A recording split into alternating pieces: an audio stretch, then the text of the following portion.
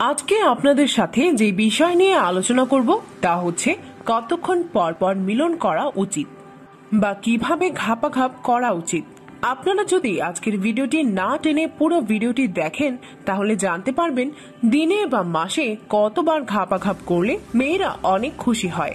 তাই মেয়েদের খুশি করতে চাইলে ভিডিওটি মিস করবেন না। একজন প্রাপ্তবয়স্ক পুরুষ ও একজন প্রাপ্তবয়স্ক নারীর যে কোনো দিন ও রাতের যে কোনো মুহূর্তে সহবাসের ইচ্ছা জাগতে পারে, এটাই স্বাভাবিক। কিন্তু কতদিন পর পর সহবাস করা উচিত সেটা কিন্তু আমাদের অনেকের কাছেই অজানা।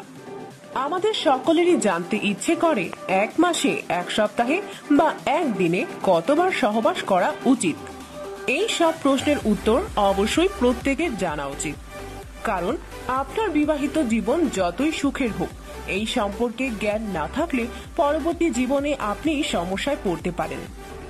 একজন প্রাপ্তবয়স্ক পুরুষ ও একজন প্রাপ্তবয়স্ক নারী যখন শারীরিক ও মানসিক দিক থেকে ফুরফুরে অবস্থায় থাকে তখনই তাদের মধ্যে শারীরিক মিলন হতে পারে।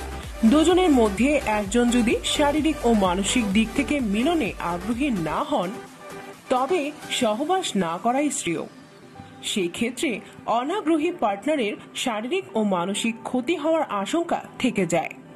আর কখনো আপনার স্ত্রীর অনিচ্ছার বিরুদ্ধে মিলন করবেন না, যাতে হয়তো আপনার চাহিদা মিটবে ঠিকই কিন্তু কোনো মজাই পাবেন না।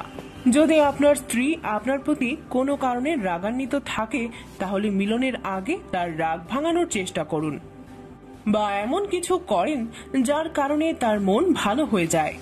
যখন তার মন ভালো হয়ে যাবে তখন আপনি মিলন করুন, সে তাতে আনন্দের সহিত মিলন করবে এবং আপনিও মজা পাবেন।